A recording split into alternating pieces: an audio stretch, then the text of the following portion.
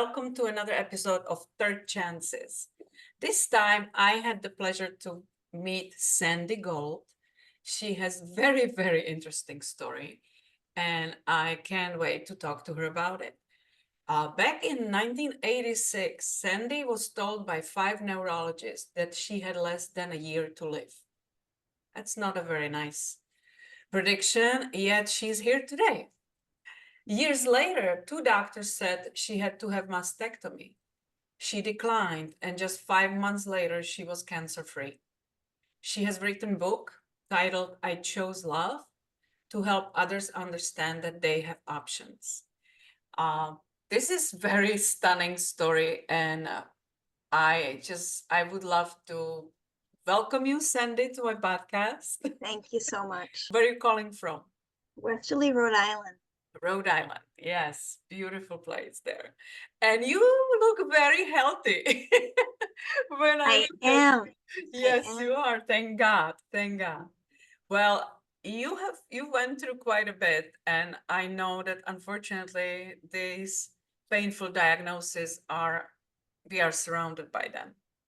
And it's just considering how much the science moved on and how much inventions were done, you would think that we would be better off, but it seems like we are worse off. It's complicated for sure, but the whole world is getting sicker instead of more healthy. So people like you are very important to bring light to things that could be done, and that's why I do this podcast. I like to feature people that discover the ways that work for them and are willing to help others. And you actually took time and wrote a book about it. And so let me go back a little bit. Let me go back to Sandy when she was little, how you grew up, what was your life like? What did you plan to do when you grew up? I always wanted to be an artist. Okay, that's nice. From the time I was a little girl, my mother was studying art education, and she used to do her homework with me. I was a really little toddler when she was studying that, getting her degree in art education. And so art was always a part of my life. What kind And of that's well, at that point, anything I could get my hands on. But I did go to Boston University and got my degree in fine arts and became a painter and a pastelist. And that's what I was doing when I was diagnosed. Beautiful. So you actually dreamed of this, and that's what you were doing, that you never have any other job or any other ambitions besides. I actually wanted to, once I discovered that there was such a thing as art therapy, I really wanted to go into art therapy, and that was in high school. But I decided I needed to learn art first to be an art therapist, which is not the correct way of thinking, but that's how I was thinking at age 17. Yeah. And then I just, once I got involved in the art, I just pursued that. But I am certified as an expressive art specialist, which uses art to help people. But that's interesting. And so young, you have something in you to be helping others with art. How did that come along? Was there any was that something that turned this idea on? I don't know. Perhaps because, I had my troubles as a teenager and loved art so much. And when I heard that art and therapy could be combined, I thought it sounded the right avenue for me. And it's 1986. We are not talking about your age, of course, but it seems to me you were pretty young. I was 33. I don't mind talking about my age. I'm 71 now. Wow. And I was You don't look it. So many people have told me that I'm beginning to think that it was really to my advantage to be diagnosed at age 33 because I was forced to take care of myself. Because my brother and sister don't look younger than they do. Yeah, but I really had to take care of myself. That's one part of when we start paying attention to our health, that it shows on the outside as well as on the inside. So tell me a little bit about that moment, because I don't know what the diagnoses were, and you probably went through quite a few doctors to have a second and third and fifth opinion. Yes. And are you open to talk about Oh, it? absolutely, absolutely. Um, I was just told it was an inoperable, fast-growing, life-threatening brain tumor in the worst section of my brain, which is the pons. They couldn't even do a biopsy without doing more damage than good. And there was nothing they could do for me. And I heard that from 5 different, I mean, I just kept going from one doctor to another, to another, to another. And I heard it 5 doctors. So where that strength came from to kind of like dig your heel down and it's like, I'm gonna find something. I'm not gonna buy into this. Again, because I did have a troubled background, I think. My parents were not emotionally mature. There was addictions in my family. So I always had to take care of myself. And this was very serious. And so Oh yeah. I couldn't afford to have the luxury of falling apart. I knew I just had to focus on what I had to focus on. And in fact, and I'm not saying this is a healthy thing, but it worked for me. No doctor even saw me cry. That's how much I didn't give in to any of these doctors every single time they told me I was going to die. I just sat there and took it in. That's very strong. Yeah. It's weird, I will admit. And I'm not so sure if a stranger told me that I'd even believe it, because it's so odd. But Yeah. I really think because I had to buckle right down right then and there to figure out what I was going to do. Well, the great thing is that you had such a strong will to live and to figure out something. But how back in 1986, uh, if anybody listening to it today, it wasn't so easy to go on Google and start Googling stuff. That's a pre internet and the computers were hardly on. So what did you do? Where did you even start? I was one of those people, like a lot of people I've noticed that when they're diagnosed, they don't want to tell anybody. When they're diagnosed with an illness, they don't want anybody to know. I wanted everybody to know so that they could help me. Okay. And I did get a lot of recommendations, basically for other doctors. That people would recommend, well, go see this doctor, go see this doctor. But of course, no doctor could help me Hmm. at that point. So where did you start? What finally happened about, I don't know, probably 3 or 4 weeks after my diagnosis, I was starting to feel my feelings. Those feelings of horror, pain, fear started creeping in. I was alone Yeah. on a cold January afternoon. And that scared me. My walls were breaking down, and I immediately focused on what have I done with my life. Like I said, I was a painter, and so I looked back at the last 4 paintings I had painted, and one was of a dead fish hanging upside down by a rope, as we've all seen, fish hanging upside down. Another was I painted a bouquet of dead carnations. Who paints dead flowers? I did. I drew a drawing of a woman hanging onto a gravestone. And I painted a portrait of my grandmother who had died before I was even born of a brain tumor. And that was the most frightening moment of my life when I realized that death had been following me through my artwork. I Wow. was really flipping out. That was strong in you. Yeah. And the cartoon Coyote, Wile E. Coyote, when he realizes he's gone off a cliff and he starts pumping his little skinny legs, so that he doesn't fall. Well, that's what I did with my brain because I knew I was tripping out. I mean, I was going, Yeah. gone, and I didn't want myself to be gone. So I focused on the fact that, wait a minute, there has to be a higher power of God of some sort that's speaking to me through my artwork. What? And that's what I focused on. And as soon as I focused on that, I just felt so much love and care. I felt so much support like I've never felt before. Mm. And even the whole room even just started brightening up. Everything just got just so beautiful all around me. It was an amazing moment, and something, again, I didn't share with anybody because that was my tether to life. Yeah. And I wanted at that point to be as close to God as I possibly could. I remember thinking, I want to just attach myself to his ankles and never let go.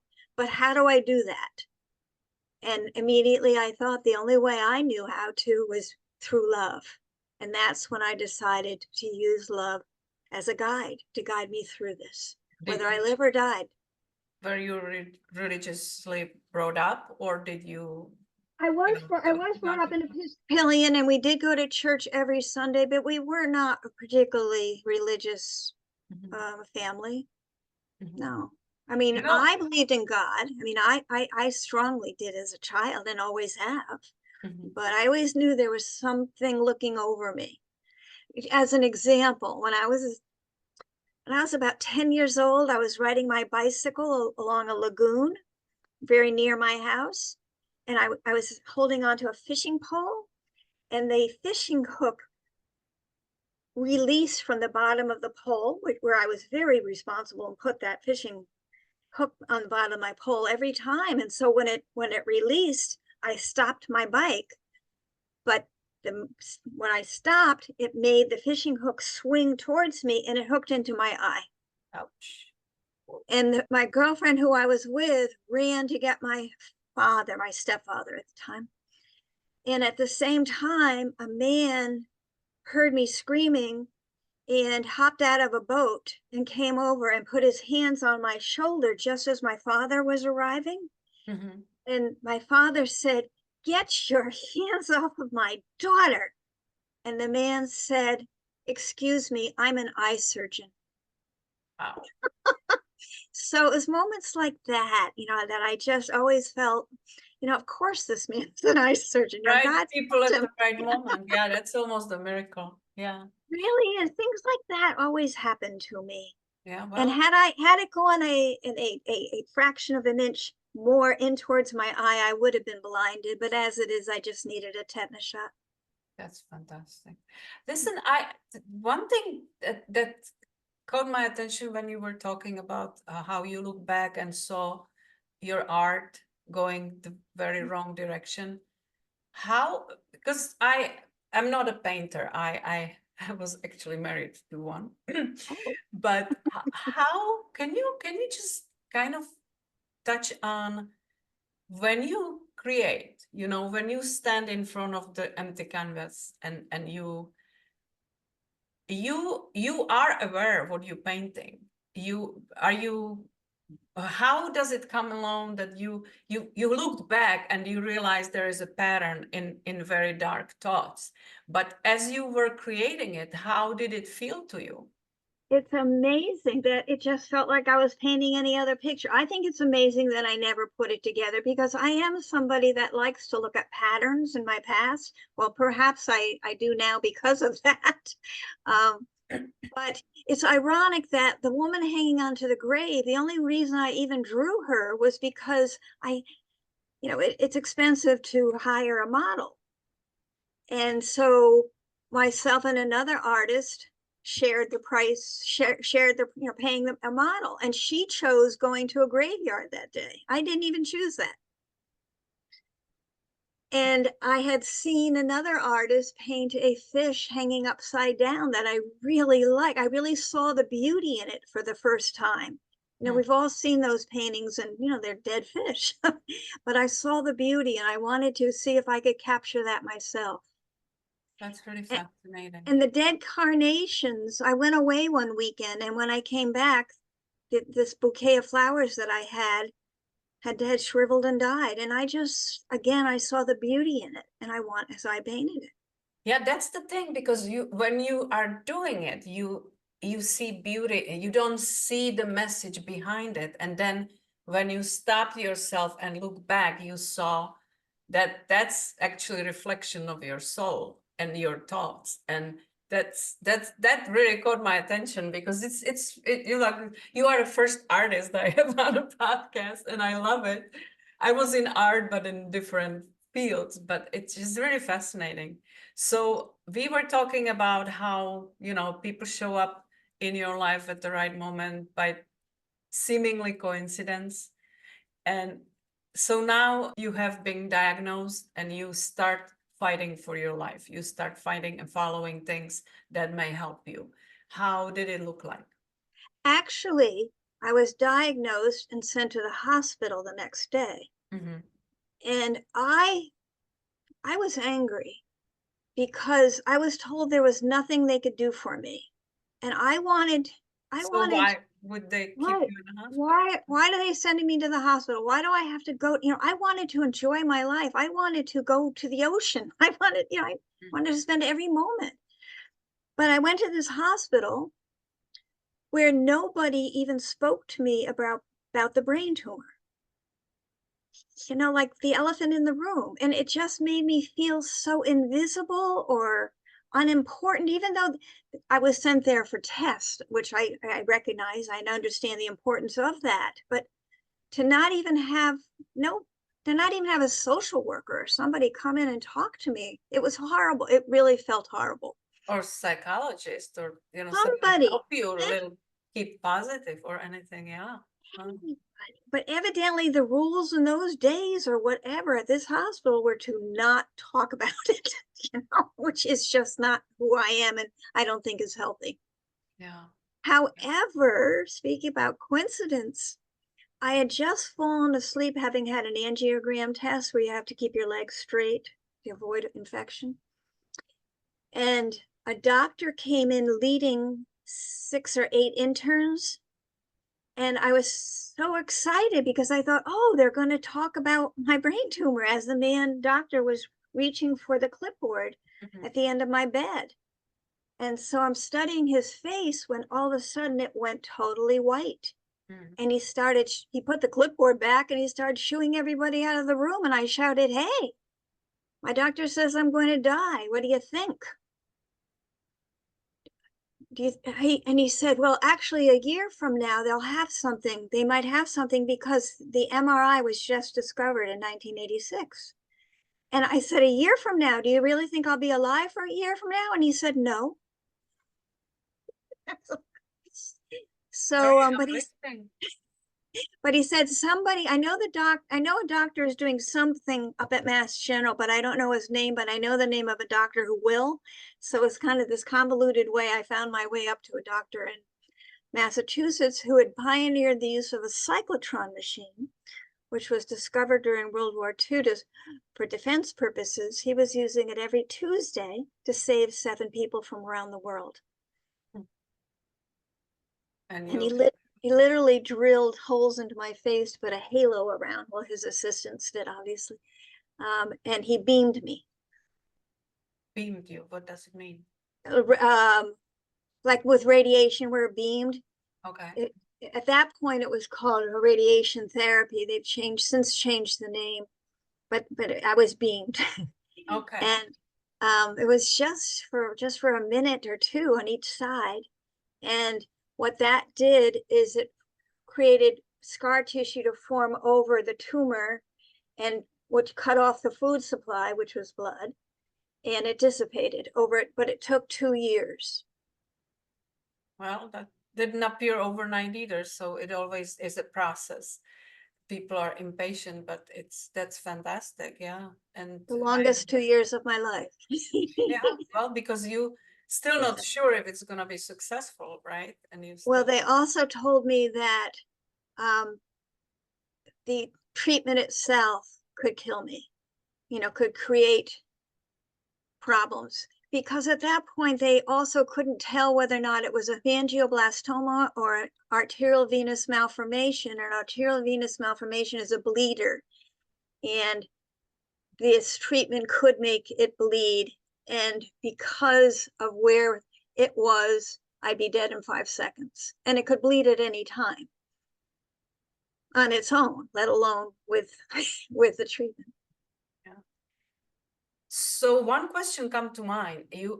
I think you mentioned that you were alone by that time. You didn't have anybody around you, family, a partner, No, friend. I was living with my boyfriend at the time, but he had a drug addiction too, just like, very common that, because I come from my parents, that's what I was attracted to at that time. And so emotionally, he just was falling apart and could not help me.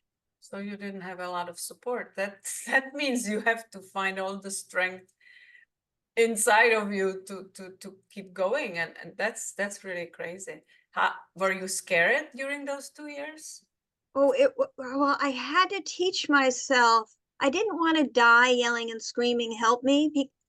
And I knew that I could die at any second because the AVM could bleed. And so I was teaching myself to be calm. I was meditating. I was teaching myself to relax. I was teaching, I mean, I just, as I said, I didn't want to die yelling and screaming. And so I think that that's really when I began to teach myself to accept, be accepting of life. I mean, I'm still working on that, but Yeah. just to really witness life as it unfolds. You know, that's really incredible strength, because when you are faced with something so scary, it takes enormous character and personality to be able to overcome and focus your mind onto something else, on a positive. And even meditation, it wasn't that common in those years back then, but where did you find the inspiration to do that? I started meditating in college. I was ahead of my time in that way, I suppose. Isn't that funny? I hadn't put it together, but thank goodness I did, huh? Yeah, But I I did. know. Yeah. Yeah. My Because college roommate and I started meditating together, and she still meditates too. wonderful. Yeah. Oh my gosh. Yeah. Yeah. But it was like living with a python around your neck, that at Yeah. any moment could Yeah. kill you, and that you had to make friends with that python. That's hard That's to how it imagine. felt. Hard to imagine. Because people will just freaked out, and unfortunately that stress alone can kill you sooner than the disease will. And And I knew that. And I knew that stress would compromise my immune system, would not strengthen me, but weaken me. And so I really had to work on that. I also saw a counselor for the terminally ill at that point. I only saw her for a few weeks, Mhm. but she was very helpful. And as I said, I had never cried in front of any doctors, and I never cried in front of my boyfriend. I didn't cry in front of anybody. I just couldn't. I just would not allow myself. But I could go once a week and just cry in front of her, because I knew she could take it, because that's her job. um, but she listened to me. She would just listen to me, which was such a gift. Yeah, so you turn your hope to God, you turn to meditation to calm yourself down. You were seeking help, but you were also working on yourself. Did you change anything in your lifestyle to support your body at that time?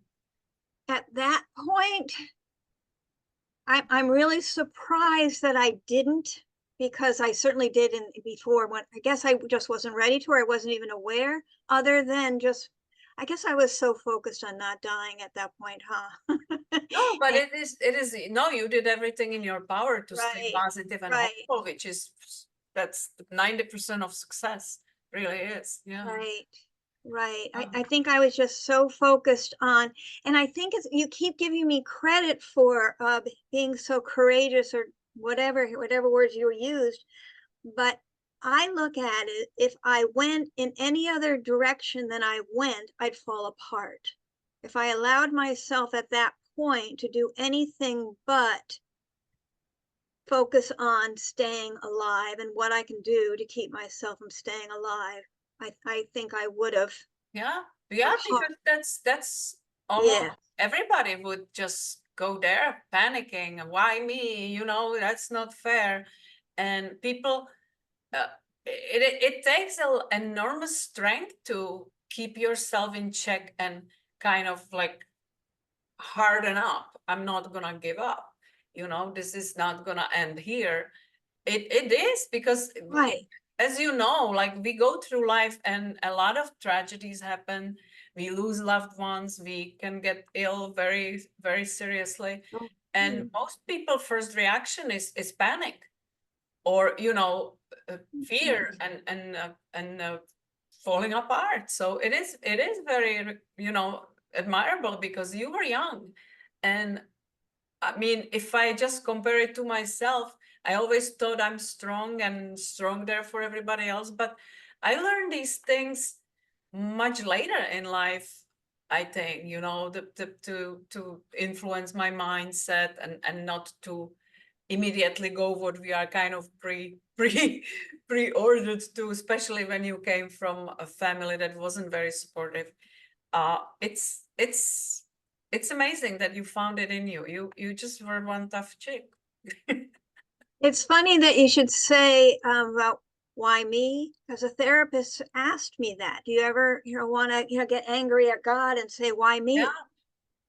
And I looked at her, and in all sincerity, I said, I don't understand. Why not me?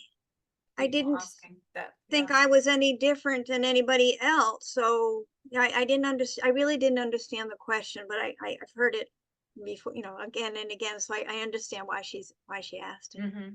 So you mentioned 2 years, 2 years, the longest 2 years of your life, but then it came to point when you were disease free, When I was what? I beg your pardon? disease free.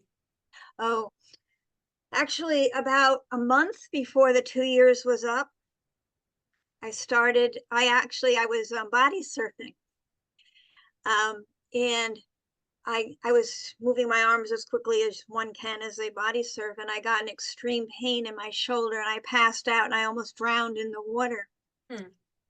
And I just washed up on shore, just so grateful to be alive. And my first thought was, I have radiation damage, because the doctor did tell me where the tumor was is the most likely place to get radiation damage, although he said you probably won't. So that was a fear, because he said if you do get it, it would be within 2 years. What would be the damage, like physical in your body somewhere? It depends. It's different with everybody, but I will share with you after I finish this story, because I have to stay focused, Sorry, because I yeah, sorry. that's okay. That's no problem. No, please ask me questions. Um, but now I lost my train of thought. You were washed and you had that pain and you were Oh, worried. right. Um, because he had told me that if I do get radiation damage, it would happen within 2 years. So I was so excited to get to my 2 year mark without having any problems, but the problems started about a month before. Mm-hmm. And he told me to have another MRI so he could see what's happening. And there was some radiologist when I went to get my MRI, and I told him to make sure they get up to Boston as quickly as possible because I've been waiting 2 weeks. He decided he wanted to study them, and he never sent them. Oh boy.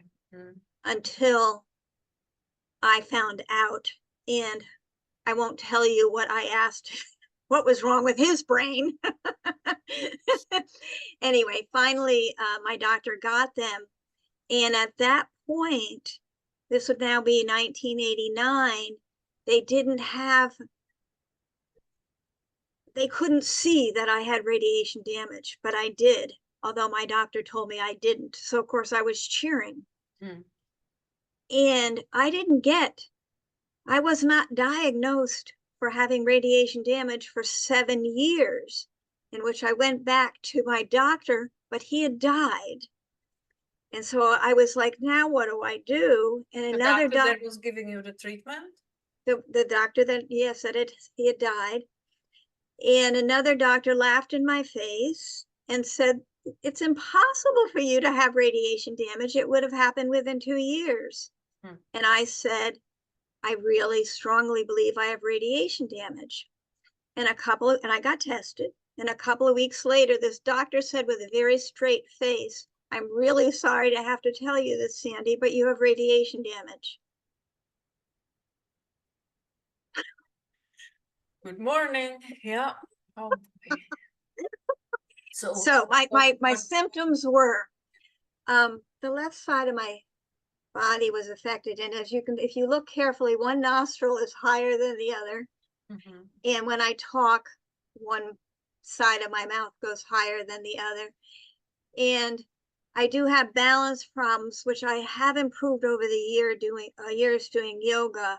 but I still can't hold the tree posture for those who know yoga very long. And I really can't do the postures where you have to have balance very well. But other than that, Was the shoulder pain indication of something there? yes, yeah, that was affecting my shoulder. Oh, that was here. It's funny, I skipped over this. I couldn't draw for 7 years because I'm left-handed. Oh. Um, and so I drew with my right hand and I continued to win awards, which is sort of funny, which made me realize that it really is in your head. You know, an artist is, it really is your head, not your hands. Hmm. Yeah. But that probably, not in a conscious level, but I think that probably also got me to start writing, which I've always enjoyed. And of course, I had to think about, what if this gets worse? What would I want to do? And it was writing. So that's what helped me write my book. Mm-hmm. And we never spoke about it, but I don't know, did you have a family at that time, or were you always single? No, I had my mother and a brother and sister, and yet I didn't realize how odd they were acting, because I guess I just accepted it all my life until well, even when my boyfriend said, "Why is your family not calling you? Where is everybody? Why are they not supporting you? Your mother's been calling me and crying, leaning on me, and it should be the other way around. What's going on?" And I got mad at him. I said, "They are just all in shock, and and when I don't need them right now at this moment, but when I do, I'm sure they'll be there in a heartbeat." Well, 7 years later, when I needed them, my mother did allow me to live with her. She did give me a roof over the head, thank goodness, and fed me, but I don't know, she gaslighted me, for lack of a better word. She really was trying to get me institutionalized, I believe. And my brother and sister still don't talk to me to this day for what I supposedly did to my mother. But as it turns out, which we didn't know at the time, she was addicted to opioids, which I didn't know at the time. But she was just doing all sorts of crazy things. And I think she was trying to make me look like the crazy person to cover up. If I ever discovered that she was addicted to drugs, my brother and sister wouldn't believe me. I think it was just a nutty time. Oh my gosh. It Wow. was horrible. It was horrible. What I meant more was, did you have a relationship? You know, did you have a husband? Oh, no, no, no. I never married. I always wanted to marry. At one time I wanted 6 kids. So that was very difficult too, because I got radiation damage when I was 40. And I'm thinking, well, that means that was when I realized I'm never going to be able to have children, because I needed to focus on overcoming this radiation damage. And I obviously not working on a relationship. Yeah. So that was also a very sad time in my life. Was this when the mastectomy issue came up? No, that happened about 20 years later. Oh, wow. That was another symptom. I'm sorry, I skipped over that one too. That was another symptom from the radiation damage. But showed up much later in your Yes, life. yes. I also had troubles with my thyroid from the radiation damage. They wanted to do a operation on my thyroid, and I declined to that as well. And the doctor very nicely, I don't know whether we've come a long way or this was just a special doctor or both, very nicely, he laughed. He goes, "You remind me of my daughter." And I said, "Is that a good thing?" And he goes, "Yeah." He goes, "Actually, you're very smart, because it wouldn't be a fast growing cancer in your thyroid if you had it. And you're smart to take a wait and see approach." He goes, "I have no problem with that." So Hmm. I was thrilled with that. But you know, when it came to your brain tumor, you did find the very unusual therapy at that time, and it helped. But I, when it comes to other findings, what did you do to overcome it? Did you just wait? You didn't do you know, anything? I'm finding this really interesting. The very worst symptom I had was what I called migraines, but the doctor said they were much more severe than migraines. It's funny how my body, to protect us, I won't say it's just me, Mm. but our bodies protect us by we don't hang, no, well, at least I should say I don't hang on to the worst things. You know, just like I don't remember the doctors' names that I couldn't stand. You know, I remember the good guys, I think but we push it out of our memory for that's what good. I did. And that's what I did with these migraines, because they made it almost, I mean, I didn't want to live at that point. They were so severe and happened so often. And I was having trouble supporting myself. But anyway, what was your question? I went off on that tangent. You asked Well, the me. question was, you had all these new findings, and you declined surgery, you declined treatment. So what did you do? You just waited around? Did you try No, to? no. Oh, I'm not one to wait around. Grass does not grow under my feet. No, I found a naturopathic physician who was so patient with me, because no doctors could help me. Every doctor I went to, I mean, not that a naturopathic physician is not a doctor, no allopathic doctor could help me. But she just would patiently try one thing after another, after another, after another, after another, and not charge me as much as she charges other people, because I had such little money. And until we found answers to it. And other people were offering me free Reiki sessions. Other people were offering me a lot of things, reflexology, I mean, just all different things. Yeah, it's interesting. You were always, inclined to trust the more natural approach than trusting the doctor blindly, as many people do, because when you are afraid for your life or you worried, you just follow where you believe the best answer comes from. That should be the most invasive procedure, should be the last thing Yes, on your yes, list, if there is any other way to influence things. But people yeah, go there first because it seems like they want a quick fix, like you take care of it, it's gonna be fixed, and it's often not, right? We can go through a lot of invasive surgeries or treatments, and it may take care of some symptoms, but it may never go to the root of the issue. And yeah. it's That's such a good point to bring up. And I can't take full credit for that, because doctors couldn't help me. You know, allopathic doctors couldn't help me. yeah. Although, like you said, like ones did offer to offer to do an operation, and I did decline. But I think, having grown up on a peninsula, a tiny little peninsula as a child, and spending so much time outdoors, I truly felt I was part of nature. Even as a kid, I just, that we aren't that different than the animals, Yeah. all the living creatures. And I was a real flower child back in the 70s. I mean, there's no doubt about that. So I think it all worked to my advantage. It just made more sense, particularly when I got the breast cancer, and perhaps because I am a gardener, to change the soil in which the cancer grew, meaning the environment inside my body, rather than cutting off my breast. That just seemed very aggressive. You see, that just seemed too severe. Why not just change the soil? And that's what I did.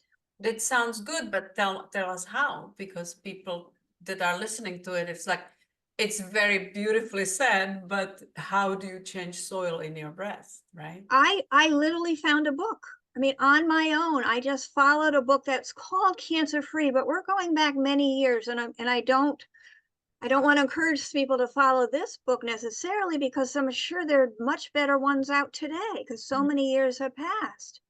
But what I did is I changed my diet to a vegan diet, mostly raw foods, 80% raw. I exercised my butt off, and I took supplements. Mhm. And you were able to change the Oh, soil of your body. and within 5 months, I was cancer free, and they wanted to cut off my breast. Oh yeah, 5 months, I was cancer free. yeah. And the doctor, and I do not mean to badmouth doctors, because I love so many of my doctors, but this same doctor that wanted me to have a mastectomy, when I went in, I couldn't wait to tell him, and I was hoping he could share the information with all his other patients. I mean, how naive was I? Hmm. Um, he looked at me when he first walked in before he even said hello and said, "Why haven't you gotten a mastectomy?" And I smiled sweetly. I do believe in being as respectful as possible, even when you want to bop somebody in the nose. And I said, "Oh, you haven't seen my test results." And he flipped through my file and he started stuttering and goes, "Yeah, but tests make mistakes." And I very sweetly smiled and said, "So do doctors." Wow. Yeah. He didn't think I was funny. He said I was playing with fire and that he could save my life now, but who knows? You know, in time, I was playing with fire. And I said, well, you were playing in fire for your favor. but I really believe in following our, you know, we were given emotions for a reason. You know, some people just don't even want to feel their emotions. I feel everything now because our emotions are there to give us information. And every cell in my body told me not to get that mastectomy. I mean, I was scared. I couldn't believe it myself. I was like, the words that were coming out of my mouth, I was scared. You know, I wasn't really one to go against. Well, I suppose I was. People, I can hear my friends laughing as they listen to this interview. Yeah, I guess I was one to, I did stand up for myself. But it was scary. It was scary. But my body, every cell in my body said, don't do it. And my body had been very faithful to help me navigate through the medical field. That's how I did it. Yeah. I just want to put a disclaimer out because I don't want anybody to think that we are giving medical advice here. None of us is doctors. We are sharing personal experiences, and Sandi is sharing what helped her. Doesn't mean that it will help somebody else. So I just want to make sure that nobody takes this as the get-go and go and put something in process that may result good. in some Excellent advice. And that's the other reason I like my naturopathic doctor, because she works with me rather than telling me what to do. She wants to hear what I feel and think and want. And then she decides, you know, how we're going to treat this, or we decide how we're going to treat this with her information and my information. You know, it's teamwork. Do you still work with her? Oh, absolutely. Absolutely. You know, that's the fantastic thing. And it's funny you mention it because I work with multiple naturopaths in the field of work that I do. And I just recently, and that could be as recent as last week, I never had any idea. I was searching for something online and I came across Wikipedia and their explanation of naturopathic doctor or naturopathy. And the amount of vitriol that was listed there, everything was suggesting that it's some cuckoo kind of science, although it's very legitimate. The dismissive and disrespecting tone of every natural procedures that may exist that may help people, because and I looked at it and I was seriously stunned because I thought it was widely respected today because people have choices to go the traditional route and go more alternative route, which is the traditional route that was always there in a history for us. But not only that, I found out to my absolutely shock that I live in one of 3 states where naturopathy is illegal. And I was looking at it, was like, are you kidding me? I do too. What is this? Is this like 13th century? Like, and if anybody is interested to look at it, I was seriously stunned. And it just shows you the biases that we are exposed to, because on the right side of that column in Wikipedia page was all the so considered alternative or cuckoo therapies, such as acupuncture, holistic doctors, functional doctors, chiropractor. And it's like, you gotta be kidding me. And I looked at it and it's a follow the money approach every single time. So we are supposed to be trusting doctors 100%. Don't you dare try to do something on your own. Don't you dare try to get healthier without help of drugs because somebody else may lose business. And that was really scary discovery for me. It just tells me, please always take it with a grain of salt, whatever you see online. Not only to take first information for, for fact, but really dig deeper and make sure you educate yourself. Because I know it could be confusing, Oh, but it is. there are a lot of contradicting advices and stuff. And I feature people on this podcast that have done something in their life that helped them or helped other people or came with an approach or technology that is helping people. Doesn't mean that it's right for everybody, but it is the option you can explore and you can learn about.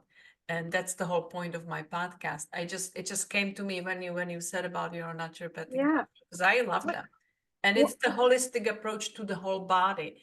It's not your health wasn't just here in the brain or there in the breast. Everything is connected, as we know, and everything is connected with the, as you eloquently said, as an artist, as the soil that your body is using for health. Because some people absolutely dismiss that part, the part where we look at what we are putting in our body that may cause it to be in dis-ease or be healthy. And that's a big theme on its own, right? And what's ironic is that there wouldn't even be doctors if our bodies didn't have wisdom to heal. That's right. Doctors have learned how to operate on certain ways, but they need our bodies to be able to heal on their own in order for their operations to succeed. Absolutely. Yeah. And yet, how does that happen, right? On its and own. right, and yet that isn't taken into consideration. And our bodies know what they need. They tell us when to get out of the sun. They tell us when we want the thermostat up and down, when we're too hot or too cold. They tell us when we're hungry. They tell us when we want sex or we don't want sex. I mean, they have this wisdom to them. And it really isn't that big a jump to listen to our bodies for medical care, when it's telling you that it needs attention. Just like when you have a sore shoulder, your body's telling you it needs attention. Exactly. It's not being bad. Yeah. And that's another thing. I've learned to stop calling, if I have a sore shoulder, I have a bad shoulder. It's not a bad shoulder. It's like a little kid telling me that, it needs my help. Something is going on there. You need to.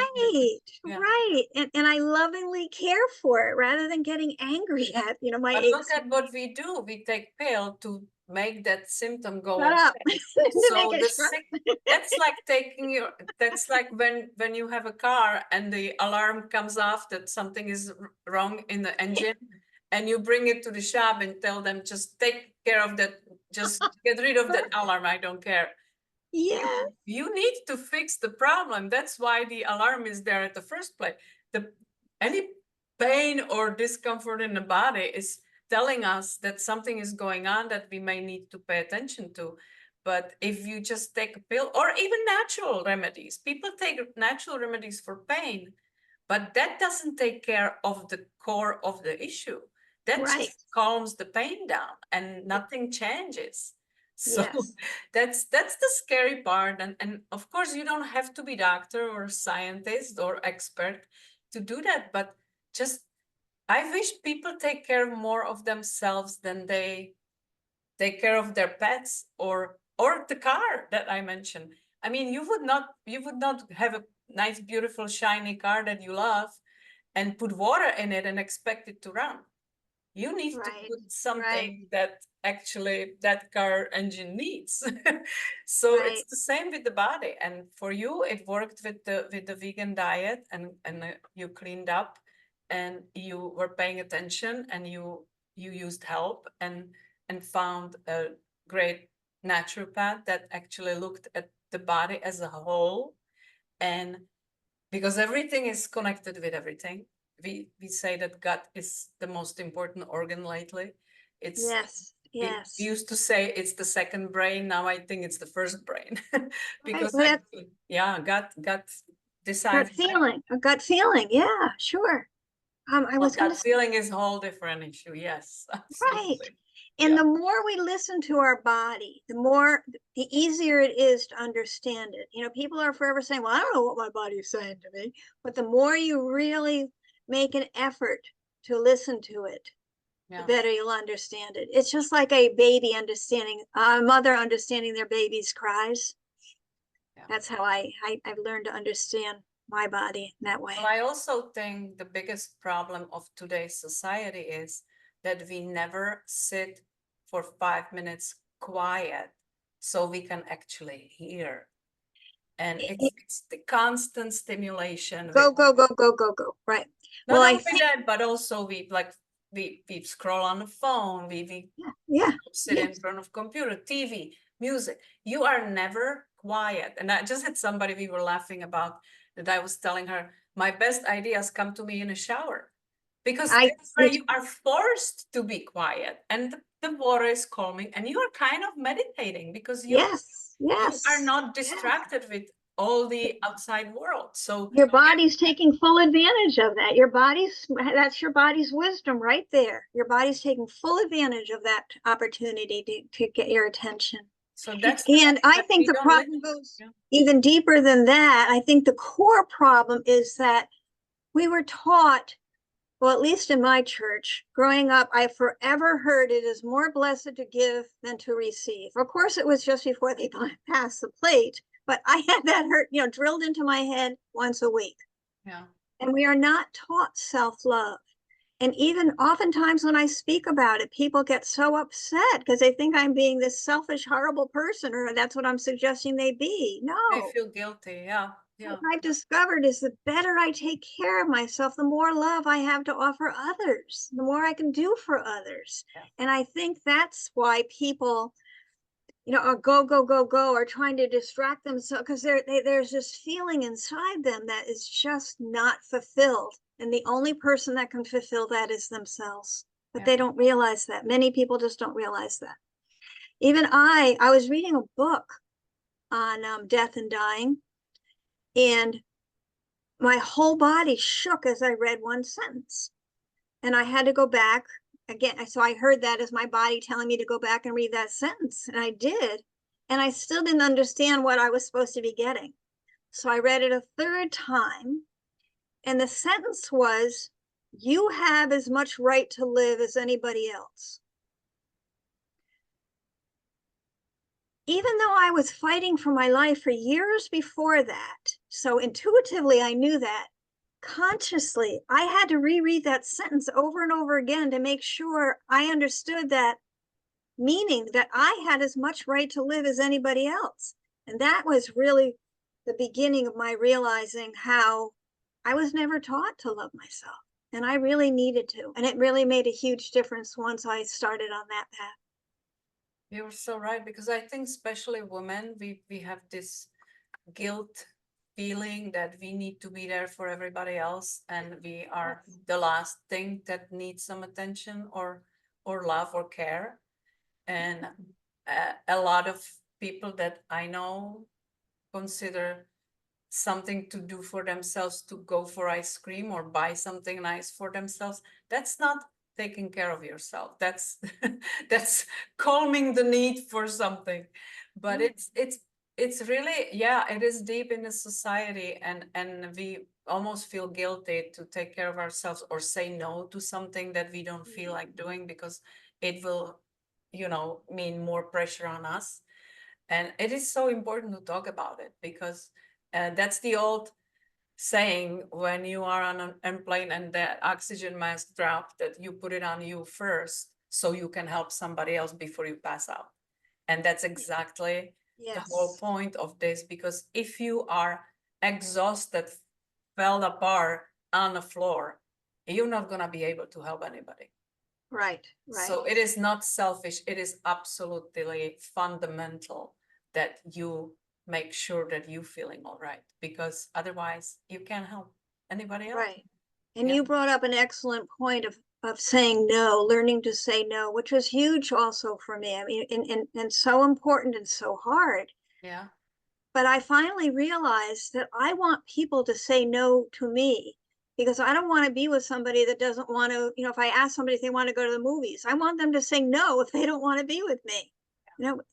And so to me, it was being more honest with people to say, no, you know, I can't do that, or, you know, that's not going to work for me. You know, thank you very much. But saying no is so important because it creates an environment in which I can love more, rather than becoming a resentful person because I'm living somebody else's life, doing all these things I didn't want to do. Yeah. Yeah. But that took a while too. For sure. I want to ask you, because we didn't even touch on your book. Well, you did touch on it because you said you started loving writing, and that could be therapy on its own. But you wrote a book called I Chose Love: How to Thrive After Life-Threatening Illness Using Love to Guide You.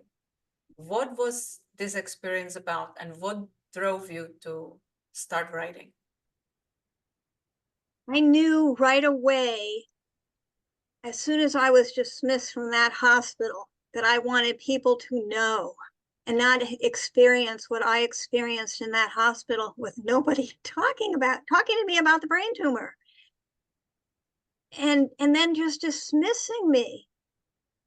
It was, I was freaked out. I was horrified. How did they know I wasn't going to commit suicide, is what kept going through my head. They had no idea. And I wondered how many people had committed suicide. And so I wanted to forewarn people. I wanted to let people that was my experience and to be prepared for it. And then my very first appointment with my neurologist, he accused me of lying to him because I didn't have all the symptoms he expected me to have, according to my pictures, my x-rays. And I kept telling him all of my symptoms, and he kept getting angry and frustrated, making faces and rolling his eyes. And I was finding him to be very rude. And here I was, I just got out of a hospital, told I had a brain tumor, and I came to him for help.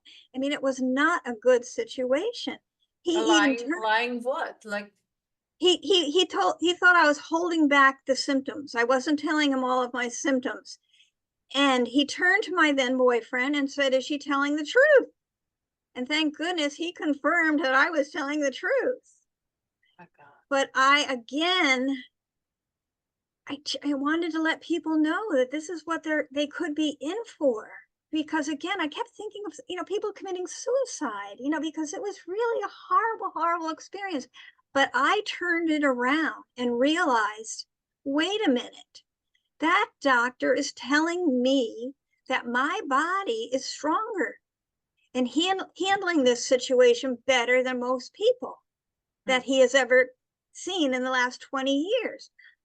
And at that point, I was proud of my body. You know, I felt, wow. And so I realized, you know, I kind of made a pact with my body. Okay, you're doing such a good job. I'm going to do a good job too. You know, we're going to take care of each other here. And and I'm not going to follow the path that doctor is leading me on. So that was where the division of allopathic doctors, well, I shouldn't say I continue seeing allopathic, but that's where the division of, I can't trust doctors. You know, I can't just go along with whatever doctor's saying. So in a way, it really was a gift that he was that rude to me. I mean, he was rude. I've been meaning to send him a copy of my book, but I haven't done it yet. And highlight that chapter. But you didn't even touch on what I really asked you about, how that writing the book came along. So, well, it's because I want people to know what I was experiencing and give them another way of navigating through the medical field, to not just be shocked, continually shocked as I was, so they have an idea of what they were in for, but also to give them an idea of how to navigate around it. So you describe your experience. Oh, step by step by step, so that people can see that I didn't choose to suddenly become this relegate. I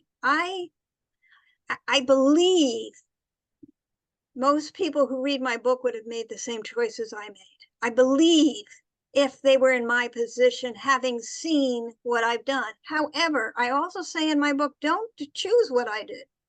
You follow your own heart, because we're all individuals. Yeah. And I do support people that choose chemo or whatever else they want to do, because that's their choice. I don't shame anybody for following what they think is best for them. Yeah. Even though, it may end up to be a really tragic choice, I still applaud them for making the choice that they need to. I still support them for making the choice that they feel they need to make, because that in itself is important. Yeah, like I said, we are not here to give medical advice to anybody, and it is far from it. But it is very complex when somebody found themselves in that unfortunate situation when they are being diagnosed with something, and it's complex situation, like we heard from Sandi, starting with your own mindset, with your will to live, with your will to look into other options than just go with the first option that's been presented to you. And I wholeheartedly believe that, doctors are there to do critical care, and they are exquisite in that, but it is your life and your body, and you have to make decision for yourself first, because for doctors, we are just one of the patients. And like Sandi said, there are wonderful doctors out there. I have many friends doctors, but it is your life. It is like I learned myself not to follow blindly every recommendation, that because it is what it is, recommendation.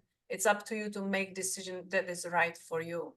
And I'm very much on the same page with Sandi, thinking about, let me do everything I could in my power to empower my body to heal.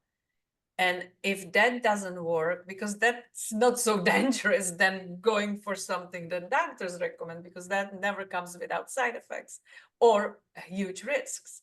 So it is important that you take from this podcast episode, maybe we always have choices. Let's leave ourselves empowered no matter what happens. We have choices, and listen to your gut, because your gut is never wrong. We learned that very It's valuable lessons multiple times in our lives, didn't we? when has our intuition led us astray? Our body is always or working for us 24/7. It really is our best friend. Yeah. It never lies. It never lies. So you got to be pretty proud of yourself, because you overcame two huge predictions that didn't materialize, and you know better now. You wrote a book about it, and you are telling other people not how to live their life, but what is possible. Because this is, you may be worried and afraid, but there's always hope and choices if you are willing to explore them, and it may be just the right way for you. And I just wish what you can take from this podcast episode with Sandi Gold is that there's always hope if I'm strong enough to explore it, and never give up on yourself, because we really have only this one precious life. And to And know that there are options. I combine my memoir with a self-help. At the end of each chapter, I have questions, because I just want people to think for themselves. I want to empower them by getting them to think of all different perspectives. Mhm. Yeah, and we are not doctors, we are not experts, but we have our own medical experiences throughout the life that taught us that sometimes it pays to pay attention to our own body, and do some little research, and really explore other avenues than just the most obvious one that may be very harmful. And look at Sandi. She looks she looks younger, and she looks like picture of health. And uh, I, I love also that you have that peace in you because you found the avenues with meditation, with yoga, how to manage stress. And there's a lot of stress when somebody is diagnosed, or God forbid, their loved ones. In a panic mode, we are not really able to think straight. And I think it is very important to sit back and breathe and realize there's always options, and let's just see what those options are. I hope if this can bring hope to one person, I would be really happy, because that's the whole point why we do this. There's always more roads than just the one that seems to be most obvious. So where people can get your book? They can get their book on my website, sandigold.com, and you can get an autographed copy there at no extra cost, because you also can buy it on Amazon and all major online bookstores. And at your local bookstore, you can order it. And it does come in softcover, ebook, and audio. So I wanted to cover all bases. Okay. Because I really do believe that we were born to help one another. I could feel my body respond when you said, "Aren't you proud of yourself?"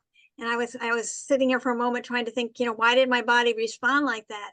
Because I feel it's my responsibility to help others. And I think the proof in that is when premature babies are born, that we now have volunteers that go into hospitals just to hold them, and they'll live longer or heal faster. So I really do believe it's our responsibility. And it was really my privilege to write this book and to share what I learned. How long did it take you? Oh, I was very sick. It changed, and the book changed. When I was on 2020, the producer of 2020 offered me a movie contract, and I was also offered a book contract, and that was 30 years ago. I was writing the book back then. But the book wasn't finished, and I got very sick after that. And so the book just continued. So to answer your question, it really started in my head anyway, the day I was diagnosed. Or I actually checked out of the hospital. That's when it started. I think it became your journal, kind of, right? It became my what? It became your journal, kind of like you were journaling your thoughts and the experiences. And my passion. There was no way you could tear me away from this computer. I was here 7 days a week, often 8 to 10 hours. I just, it was my passion. Yeah, I'm still thinking about the strength you have, because you mentioned your childhood was less than ideal, not very surrounded by love, yet you found the love is the only answer for you.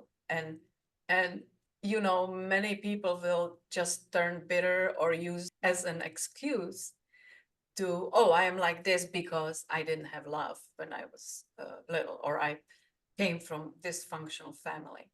What do you think was the major thing for you that you didn't turn it as an excuse or bitterness in you, but you actually found that love for you in you?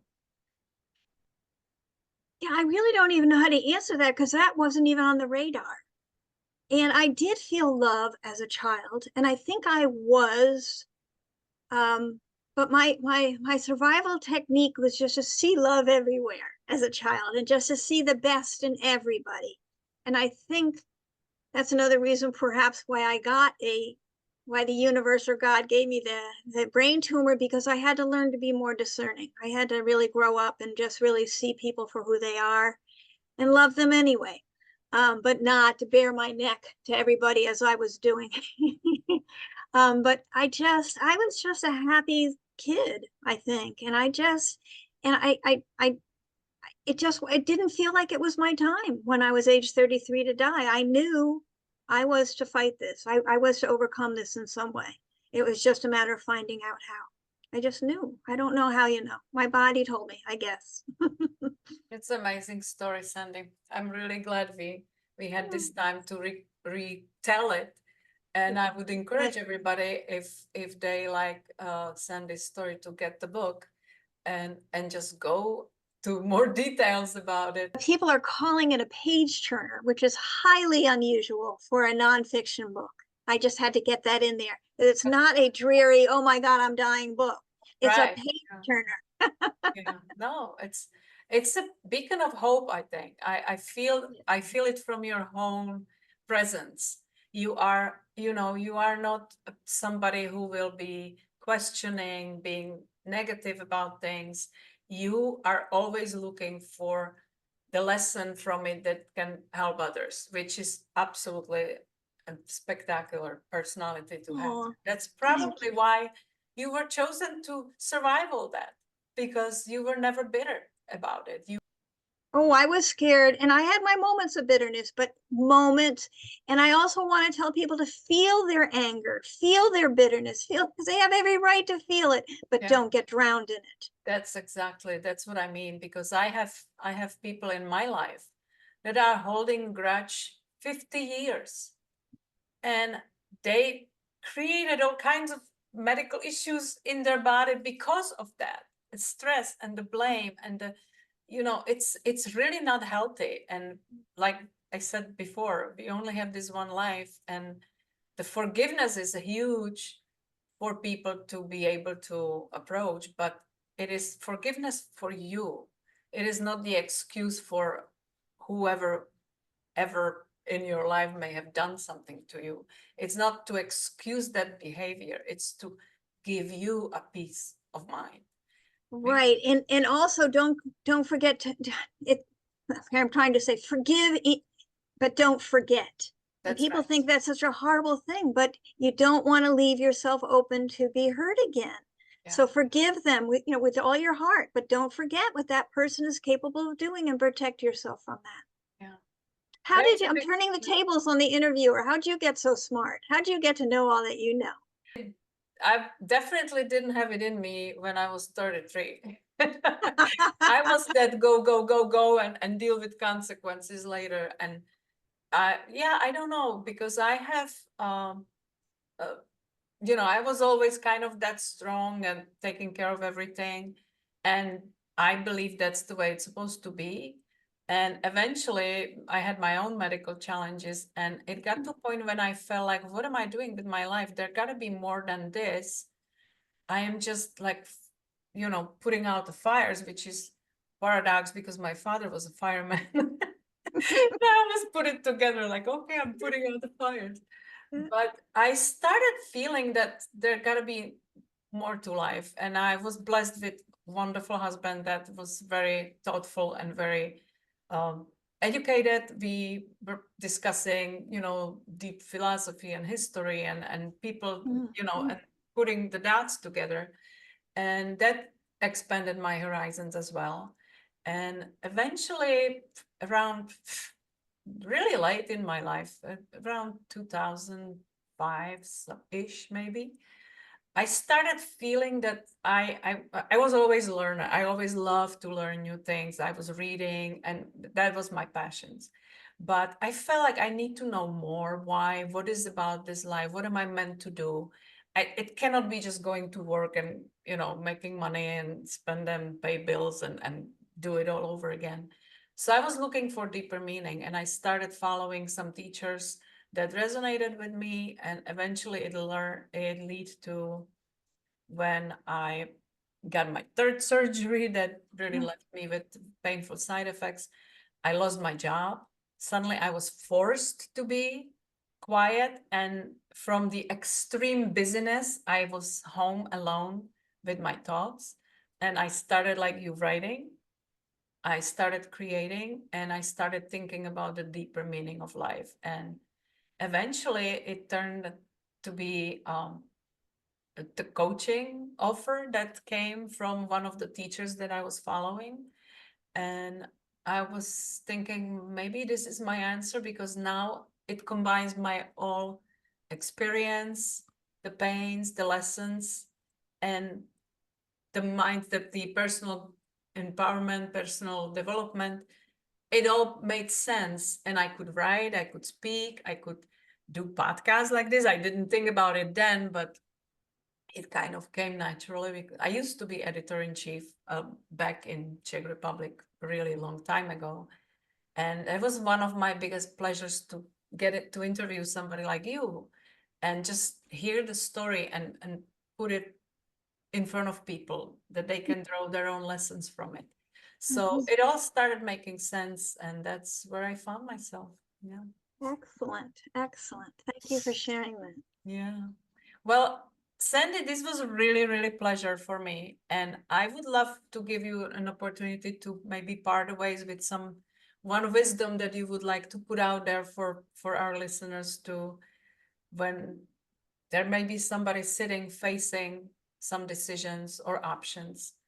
What would be the one thing you would recommend before they? Shower yourself with love. And no matter what, somebody one time told me that no matter how we act, it's because of our past experience. And that comes out mostly, most vividly when we've been traumatized. We do crazy things. We may shout, we might, do all sorts of things, but don't shame yourself for that, because that's the body responding to our past experience. So don't shame, be lovingly, treat yourself lovingly, whether you're sick or not. Oftentimes people will call themselves an idiot when they do something wrong. Oh, you're such an idiot. And I say to people, would you call your friend an idiot? Why are you calling yourself an idiot? Just catch the many ways that you're not being loving to yourself and really change that. And try to live in the present as much as you can. So many times we worry about the past or we worry about the future. So just stay in the present, because there's nothing really to worry about here. We're alive and well in the present. Yeah, that's wonderful, wonderful wisdom. And you live it, because like you mentioned, you stop calling your shoulder bad shoulder because you have that wisdom that we use words that we don't even think about, and our body is listening to it. Yeah. However crazy that may sound, if you follow any teachings of Joe Dispenza, it has a deep scientific root in what is going on in our brain, what is going on in our subconscious, and what you just said, the experiences we have that are deeply rooted in our brain. And the more we recall them, the more we put the body into the same stress like we experienced at that time when it happened, and the more we cement it in our brain. So it is, yeah, you can't change past. And we can do the opposite with appreciation. We can change our brains the more we're appreciative, so that we will fall into that category as opposed to the negative category when we look at things and when we respond to things. The body's amazing, isn't it? Yeah.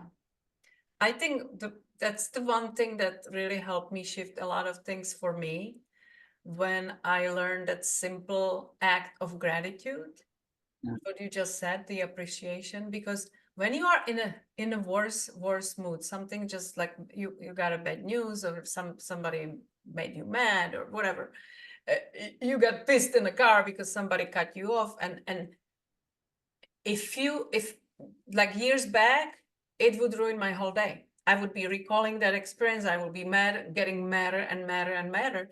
That person is far gone and he doesn't even know my name. And I am making myself sick and ruining my whole day. Yes. I learned to turn that attention to something else. And it's not, again, it's not to excuse anybody's bad behavior against you, but when you consider they may be rushing to hospital, there may be a reason why they need to do that. There may be hurt and they don't know any better, so they snap at you. It's always, if you can find it in yourself to put yourself in the other person's shoes, sometimes we can be totally shocking to realize that we had no idea what that person is dealing with, and they may have a short fuse. And you were just gonna escalate it if you get mad as well. So it is always good it's like a good rule to take a deep breath before you respond. I think that's probably the easiest way to kind of stop yourself from making some mistake you may regret, or saying something you may regret. The perfect way is always available to us. Yeah. So just keep positive. No matter how silly it sounds, I know, because what you said is like, let yourself be mad, let yourself be angry. you know, the tears and everything, but don't wallow in it. It's, you know, let your Right. body feel what it Right. needs to feel and move on. Because Right. I think the biggest problem is we have people that have issues because 20 years ago somebody did something to them. And Right. they are still using it as an excuse today, and that's crazy. We all have it kind of in us, but it's a way to move.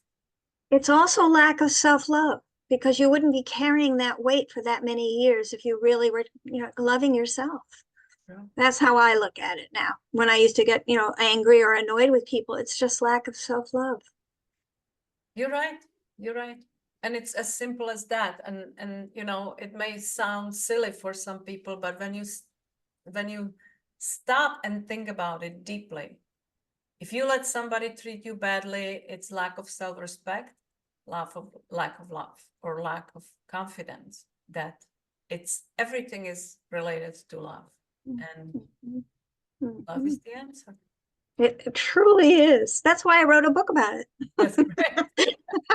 It's a, well, thank you so much for your time, Sandy. This was one Thank you. wonderful, very different interview. I And really enjoyed it. I'm really looking forward to stay in touch, and hopefully people, if they are inspired, they will reach out to you or go and get the book and, you know, have it on your nightstand when you're feeling low and just read it and just remind yourself that everything is possible when you put your mind into it. Thank you so much. It really has been a delight.